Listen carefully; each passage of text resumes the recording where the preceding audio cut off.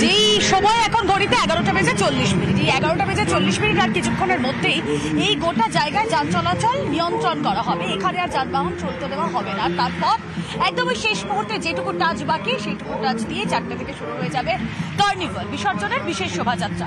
বিভিন্ন জায়গায় আমাদের সহকর্মীরা রয়েছেন, আসুন একবার চলে যাই সরাসরি। সহকর্মী ইরণ রায় বর্মন রয়েছেন সঙ্গে। ইরণ, এই কার্নিভাল আমরা পুজোর দিনগুলোতে দেখেছি বিশেষ থিম ভাবনা, কোথাও আমরা দেখেছি বাংলার আবেগ, বাঙালির অস্মিতাতা ফুটিয়ে তোলা হয়েছে তাদের মণ্ডপ সজ্জায়।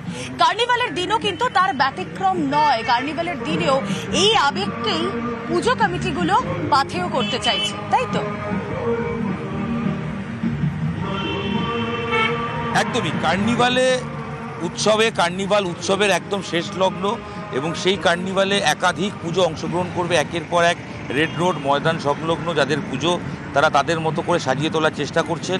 আমরা চালতা বাগানের পুজোর ক্ষেত্রে দেখেছি যেখানে বাংলার ভাষার কথা বলা হচ্ছে, অ লেখা হয়েছে, যেখানে বিদ্যাসাগরের ছবি রয়েছে, সেখানে মাতৃভাষা দিবসের কথা বলা হচ্ছে। সুরুচির ক্ষেত্রে আমরা দেখেছি সেখানে আমরা যে থিম ছিল আহুতি, ভারতীয় বাংলার যে বিপ্লবী তাদেরকে সম্মান জানানো হচ্ছে। আমরা এরকমই আরও একটি প্যান্ডেলের কাছে এসে পৌঁছেছি যেখানে বিদ্যাসাগর, মাদার টেরিজা অর্থাৎ বাংলার ঐতিহ্য, বাংলার সৃষ্টি কৃষ্টি সেইগুলোকে স্থান দেওয়া হচ্ছে। সেই পুজো মণ্ডপ বর্ণ পরিচয় আমরা দেখতে পাচ্ছি সাজানো হবে, তাদের যাবতীয় কাজ এসছে। পুজো উদ্যোক্তা আমার সঙ্গে রয়েছেন। দাদা, আপনাদের এই 8 নম্বর নাম্বার, তো আপনার কোন ক্লাব, কোথায়? Baruipur Padmapukur youth club. Baruipur Padmapukur youth club. আপনারা এই কার্নিভালে আমরা দেখছি বিদ্যাসাগর, বর্ণ পরিচয়, মাদার টেরিজা রয়েছে। বাঙালির এই কথা কি তুলে ধরছে? দেখুন, বাঙালির সবচেয়ে বড় উৎসব শারদ উৎসব, আর বাঙালিদের মনীষীদেরকে আমরা ভুলতে পারি না। যারা অনেকে বিদ্যাসাগরের প্রতি যে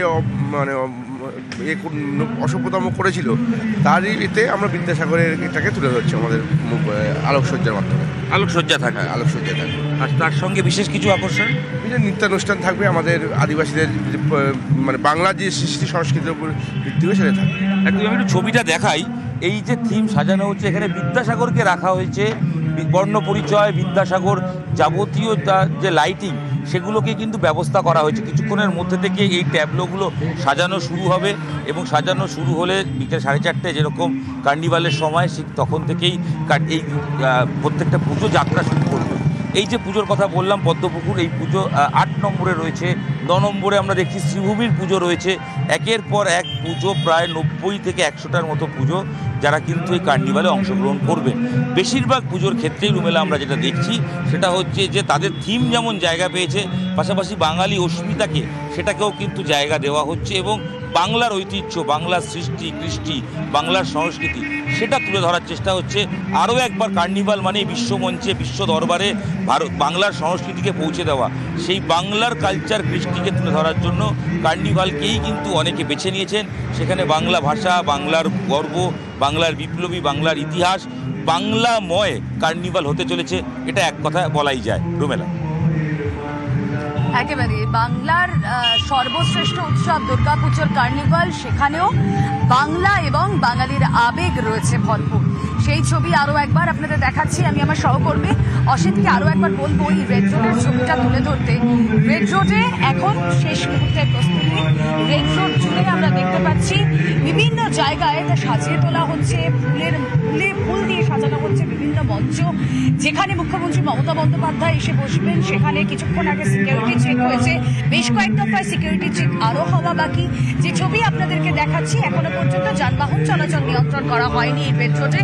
তবে বেলা 12টার পর ধীরে ধীরে এই রেড রোড, মেয়ো রোড, প্রিন্সওয়ে, Rabindra Sadan, Park Street, Esplanade, এই সমস্ত জায়গাগুলো থেকে কিন্তু যান চলাচল নিয়ন্ত্রণ করা হবে।